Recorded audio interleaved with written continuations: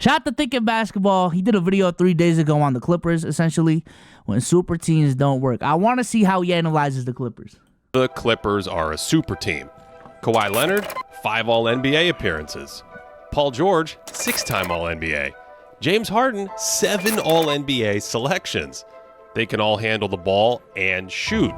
And Kawhi and PG have made 11 all-defensive teams in an era when versatile defensive wings are in demand. So, with all that talent, why is their offense below league average? And more importantly, why are they losing more than half their games? Uh-oh. I do find it interesting that it looks like he's going to tackle the offense of the team. Because I've been on, defense is the problem with this team. So, assembling super teams is nothing new. The first unofficial super team was the 1969 Lakers, when Wilt Chamberlain paired up with Elgin Baylor and Jerry West. They did make it back to the finals, but lost in disappointing fashion to Bill Russell's Celtics. Over the years, other teams have stacked all-stars in trades or free agency, and with mixed results. Some super teams win championships, like the 1983 76ers, the 2017 Warriors, they were pretty good, and the LeBron-Wade Heatles. Although, you know what I think it is too? I think we need to reserve the term super teams for special teams. Not every team can be a super team. Not every team can be a fucking super team, dog. 4 stars doesn't make you a super team. I think super team for me,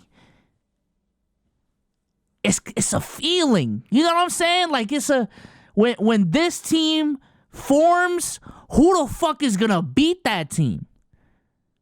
You know, like it's there's some aura to it. When the big 3 Celtics formed, who the fuck is beating this team? Right? When LeBron, Wade, and Bosh came together, who's beating this team? When KD joined the Warriors after 73-9, this, et cetera, I can keep going. Who's beating that team?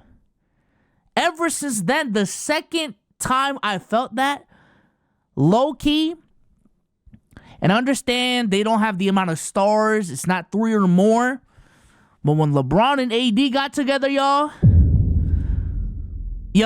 LeBron and AD got together, and they got it done year 1, who's beating this team? But ever since then, like these attempts to call, especially after 2020, when Russ came to the Lakers, Russ, LeBron, and AD a super team. All right, dog. What the fuck? I've even heard attempts of calling the 2021 Bucks a super team. I saw attempts today of trying to call the 2022 Celtics a super team. All right, bro. We're just calling everything a super team nowadays. Was the Nets a super team? I'm going to be honest. In terms of production, when they played, that's probably the closest thing to a super team ever since KD left. But I also think if you want to count that 2021 team as a super team, I'm not really fighting you. But the sample size I feel like was just a little bit too small to really put that label on them. So, I don't know. Miami failed to reach their lofty expectations in year 1. Not 5, not 6. Some super teams are so unremarkable, they almost lose super team status with 2020 hindsight. And then there are teams that... This one, this team right here, especially because the standard for a super team was already set with KD on the Warriors. When Melo and PG teamed up with Russ, I didn't feel any type of way with that. What is this team doing? The Warriors are beating them in 6 max. You know what I'm saying? Why are we labeling this team a super team? And D-Book, KD, and Bradley Beal, that's not a super team to me. That's not a super team to me. I'll put that out right now. So, Do you think the 04 Pistons were a super team off of just a TWAM team with good players and good chemistry? No, I don't believe so. I don't believe so. 20 hindsight. And then there are teams that almost work, but the expectations were so high they feel like letdowns. The 1997 Rockets added a third Hall of Famer a year removed from a title. And while they didn't dominate the league, they nearly made the NBA Finals. The 2004 Lakers fielded a quartet of Hall of Famers, and again, they fell short, but at least they were favorites in the final round of the playoffs. Yeah. The 04 Lakers I would count as a super team. The Lakers prior to that, the three-peat Lakers, I don't think that was a super team. I'm gonna keep it a stack. I don't think that was a super team. Once they got Carmelo and Gary Payton, that was a super team. I think they just failed. Same thing with the 2013 Lakers. And that was another squad where I was like, when they got Dwight, yo, who the fuck is beating this team outside of Miami? Right? That gave me super team vibes. The 2013 Lakers, again, just failed. That's a failed super team. The current quartet of Hall of Famers in LA might not win a playoff series at this rate. And while age is often a factor that inflates expectations for super teams, there is a ton more going on here. The Clippers run a lot of plays designed for isolation post-ups for their star wings that almost look like they're from the 1990s. And while some of this iso ball works because Kawhi and PG are so skilled, it's not the most efficient team offense, and it also turns the other stars into overly qualified spot-up shooters. Winning teams. Notice how slow some of these sets are to develop. Harden's not looking to score here, but to hit Kawhi off this screen. Then they fall back on some isolation while two other Clippers clog up the paint. It's all very 2004. Harden's not really comfortable attacking from the elbow like this, so he's in all-out pass mode on these plays, waiting for something to develop. And when nothing does, he throws a hot potato to Westbrook, who's open for a reason. According to synergy tracking, LA is at the top of the league in number of isolation possessions, and many are by design. This is after a timeout where a contested mid-ranger is not ideal. This one looks like it's in slow motion. There's some confusion, followed by a pick to generate a switch, but Nikola Jokic can stand in the lane because two Clippers are jammed together in the corner. So oh my God, I'm glad he pointed this out. Yo, we watched this on playback. I think Dama already left. Me, Sage, and Omar were literally looking at our screens. Yo, what the fuck is LA doing? Why is PJ Tucker and Norman Powell in the same fucking corner? What does this do? This play was crazy. We was also... That's what I'm saying, bro. I remember that shit. Posted the pictures on Discord, posted it on Twitter. Like, what the fuck? Shout to Riffy for the membership on YouTube, man. Appreciate you. How much of this is coach? This is a set. I think if they naturally was just flowing in the offense, bro, it doesn't take much common sense. I could tell that, yo, we should not be in the same corner. You know what I'm saying? A single defender can cover them, and the primary attack here is Kawhi. So I'm saying, like 20, I don't know who 24 is right now. Literally can cover both of them. Jokic can just stay in the paint. And even if PJ cuts, he's literally already there. But if Kawhi somehow gets past his defender, or even Harden, he is right there to contest. What is this play? Isolation with 6 seconds left on the clock, which actually yields a pretty good shot. And that's the promise of this Clipper team. Defenses have to double team because there's so much scoring talent. Kawhi brings it up and draws 2 defenders here. Harden skips it across court, and George ends up with a corner 3. But they don't always capitalize when they draw a second defender. Off this screen, Harden draws 2, but they lose the advantage on the pass because James thinks that Kawhi's popping out to the line, but he sort of rolls instead, and then Kawhi goes to work in isolation, draws that help defender, but in lieu of hitting Harden, he throws up a long 2. Sometimes Kawhi will make that pass, but then the shooters won't shoot. George is wide open, gets way too cute, and the moment is gone. That's crazy. I do think they have, specifically with the 4, they want to dribble the ball. Those 4 want to dribble the ball, bro. I think we've low-key... I think Paul George is fine. I think we've gassed how good Kawhi Leonard is, though, off ball. Like, he can hit spot-up shots, but he's not running around screens. I don't even think Paul George doesn't that much anymore. You know what I'm saying? I don't know. Maybe it's just a coaching thing, though, but... And I'm not actually sure I've ever seen a team create so many advantages only to lose the advantage a second later. Sometimes the spot-up shooter sort of record scratches. Terrence Mann is wide open here, but passes instead. So Norm Powell attacks a closeout, but then his pass is off the mark, and that lets the defense mostly recover. So sometimes this... T. Quingate on Twitch, first-time chatter. Shout out to you. Ty Lue is a product of LeBron. I ain't saying he doesn't deserve the position. He's just a great players coach, I'm assuming is what you wanted to say. So he doesn't need to focus on his X's and O's. I think this is the thing with coaching for me. I think you hire coaches for certain tasks, right? And everyone has their role. Everyone has their time. Everyone has their place. And there are certain coaches in the league that are made for developing talent. There are certain coaches in the league that are meant to take you over the hump. And there are certain coaches in the league built to win championships. Built to win championships. Shout out to Who Knows for the prime. I think Ty Lue. I think Tom Thibodeau. I think Doc Rivers. Funny enough, they all come from the same tree. I think these are coaches that are good enough to be perennial playoff coaches. They can coach good playoff teams to second, even Western Conference Finals, right? But I don't think you can win a championship with these guys, though. You know what I'm saying? So that's me with Ty Lue and even Doc Rivers. Are they capable of being an NBA coach, even at a high level? Yes. But can you win a championship with them? Can they be a coach of your team for 4 straight series and win 4 games out of 7 every single time for 4 straight series?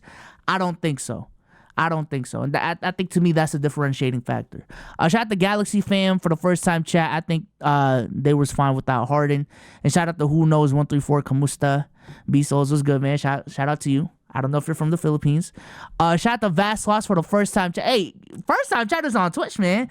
Shout out to y'all. We got 86 right now on Twitch. We got 202 right now on YouTube. Shout out to y'all, man. Appreciate y'all. But yeah, I think that's just what it is with Ty Lue. He's a cool coach. Can you win a championship with him, though, outside of having the best player on your team and having an anomaly, you know what I'm saying, 4-game stretch?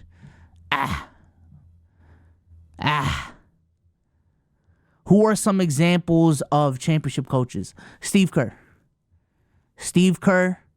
I think Greg Popovich is another one. Ironically, I don't think Greg Popovich is a good rebuilding coach, actually. And maybe he's just doing that on purpose, but I don't like what he's doing in San Antonio. But if you want to win a championship and you got the personnel to work with Greg Popovich's system, I think Greg Popovich is still a championship coach. Eric Spoelstra is a championship coach. Absolutely. Phil Jackson obviously is a championship coach. But would you trust Phil Jackson rebuilding your team? I don't know. I don't think I would trust Phil Jackson. You know what I'm saying? Rebuilding my team. As far as a championship coach who hasn't won it that I think can, hey, I'm high on Ime, dog. I think Ime got it. Mike Brown, I think Mike Brown is a take you over the hump type of coach, actually. I think that's Mike Brown. Mike Malone obviously is a championship level coach. Fucking won it last year. So I knew you were gonna say Ime. How did you know? How did you know? This is also a passing issue. Kawhi draws the double, and the big man is open at the rim. But Leonard misses it.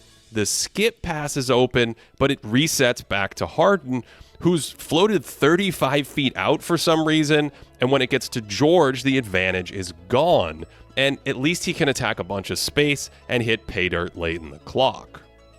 Kawhi backs down on this one, and when the double team comes, Harden's spaced too far away, and that means one defender can cover two Clippers. Kawhi misreads it, and that leads to a turnover.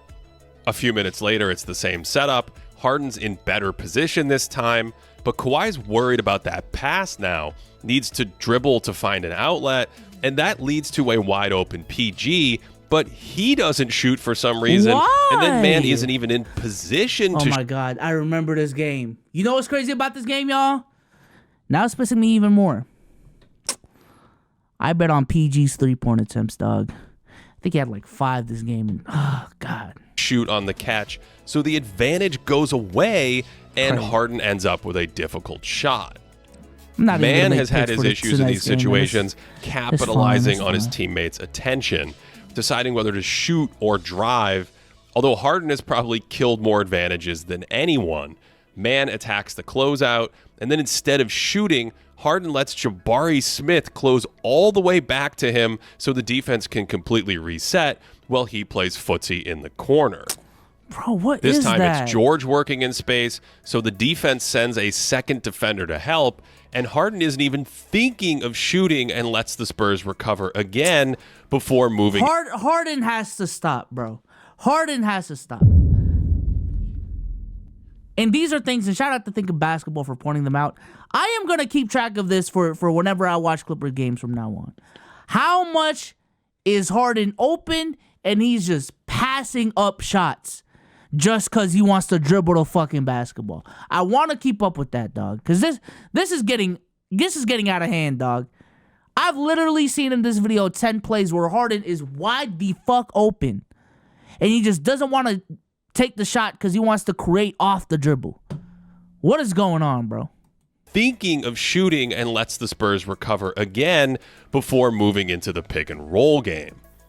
And this one might take the cake, where he runs to the line just to wait for the defender to catch up to him. What the only so he can throw it over to Ian Eagle on. What the fuck? What the fuck? What is Harden doing? Shout out to Samurai Dragon for the first time, chat. No, that's crazy. Press row. I got it. Unbelievable. This is part of the challenge of Harden playing away from the ball. He's historically only a touch better on catch and shoot threes than on off the dribble ones. And he doesn't attack closeouts well. He's not going to explode into space and finish in traffic, and so he turns it into a tough mid-ranger instead. That means that defenses don't have to pay much attention to him when he doesn't have the ball. So his man can sit in Kawhi's driving lane while he's one pass away, and he ends up looking to the other side and throws it to a defender. As strange as it sounds, the Clippers would be... Bro, not Harden being a negative floor spacer. Yo... How you a 37% shooting from 3 and a negative floor spacer, dog? I've never seen that. Yo, Chad, I've never seen that, bro. Just off of the fact that he doesn't shoot the ball when he's open. That's crazy. That's crazy. Better in spot-up situations with an elite shooter or someone who attack closeouts with more explosiveness. But hold on. There's a flip side to that coin. And what exactly is that flip side? You know, I'm not a system player. I am a system. You know what I mean? So. And he's sort of right in that Harden pick and roll possessions have historically produced really good results. So the theory on these possessions is sound, with George occupying a defender on one side and Kawhi spacing the floor on the other, so Harden has room to drive and attack. Of course, the beard is a little grayer now, so he doesn't have the same burst to be a one-man offense. And the concern here is that him dominating the ball turns George and Kawhi into history's most expensive spot-up shooters, and even then, he still might not pass it. This is giving me so much 2022 Russell Westbrook vibes, dog. This is what it gives me. Why be Omar when you can be SUPERTEAM type shit? Wait, what? What are you talking about? Because I was saying back then, listen, Russ is on the team, right? Russ is on the team. If we want this shit to work the best it can with Russ in the team, specifically in the starting lineup, the offense actually has to run through Russ, right? Because if the offense runs through LeBron, Russ is such a negative off ball that's just going to fuck up the whole offense. But if it's another case, because of the fact that AD can play off ball, because LeBron can play more off ball, Russ actually being the main playmaker of that offense would probably actually be your best decision.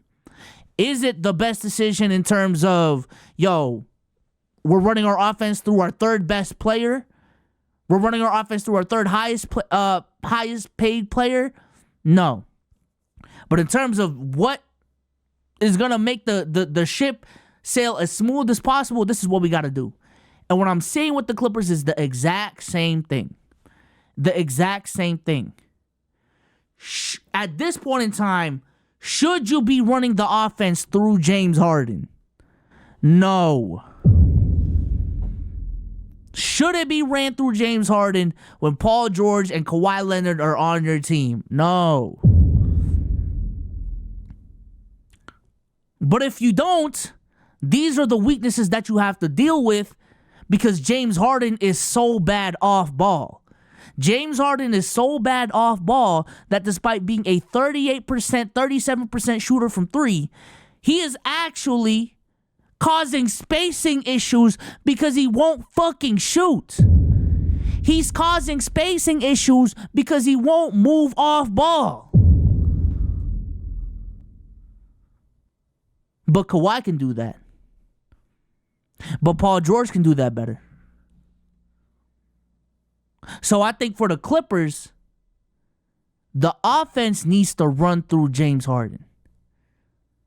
The offense should run through James Harden. If they want this ship to smooth, if they want this ship to sail as smooth as possible, that is what they're going to have to do. Paul George and Kawhi Leonard, they're going to have to swallow their pride up even more. Russ already did his part. This has to be the James Harden show if we want to make it work, which is unfortunate because I do think that tells a lot about James Harden, the player, and how versatile he is and how he fits in other systems. But it is what it is. Like, we're here. We're trying to win games. We have championship expectations, you know? Leonard and PG do have solid off-ball value, both as spot-up threats and even on the move like this. So more handoffs or movement can amplify their value away from the ball while Harden creates openings. The other challenge with the Harden pick-and-roll game is the roll man, because the Clippers don't really have a great partner for him.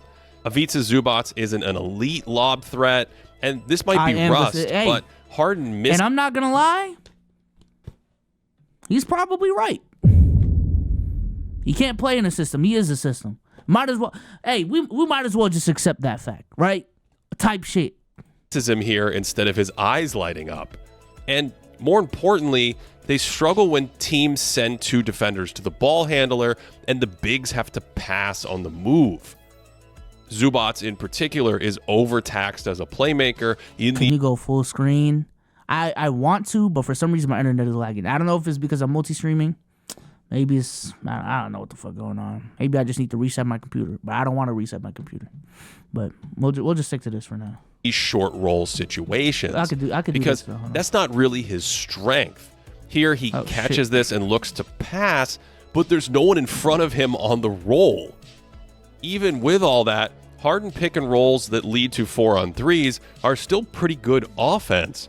But the goal of a super team isn't to create good offense, it's to create great offense. And that's the rub with the Clippers.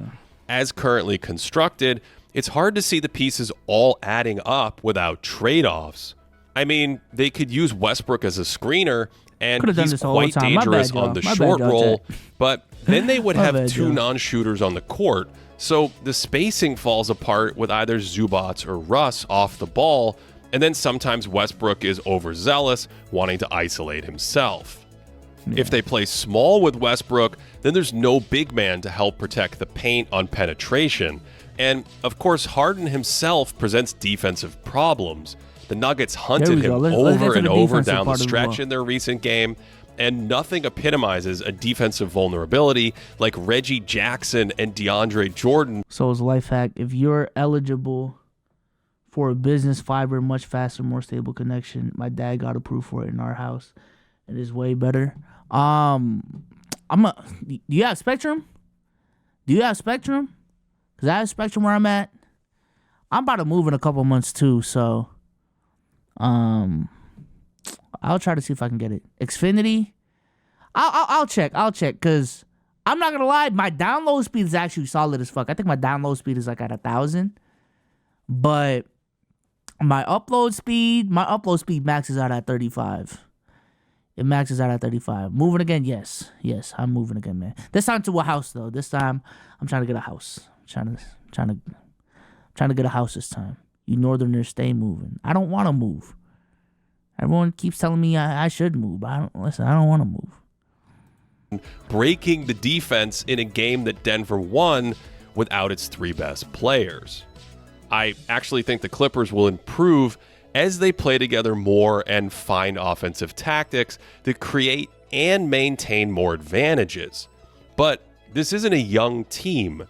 They probably don't have a high defensive ceiling, and ultimately, there's only one basketball. And to me, that's the ultimate lesson with any super team that isn't actually all that super. 3 or 4 big scorers will make you competitive, but you can't just stack up stars and expect to be great, especially in an era where speed, decision-making, and movement are so important. Because, after all, basketball isn't played on paper. The Clippers are currently... I also think genuinely the talent in the league has gotten better, that you can't just stack 3 stars and it's just going to dominate. I think there was a period in time where the league was so dispersed and there weren't enough stars in the league that having 3 stars on your team, regardless of depth, was just such a crazy fucking thing to fathom. But nowadays, I swear to God, there's a big 3 on every team that can put up 18 points a game. So that's one. Number 2, fit actually does have to matter. And number 3, the defense. I wish he tackled more of the defensive problems with this team. And maybe they just actually don't, and I'm gassing it. But this team has a rim protection problem, dog. This team has a rim protection problem. I'm surprised he didn't point that out. But yeah, shout out to Thinking Basketball for the video though. Appreciate that. And no, I'm not moving to ATL.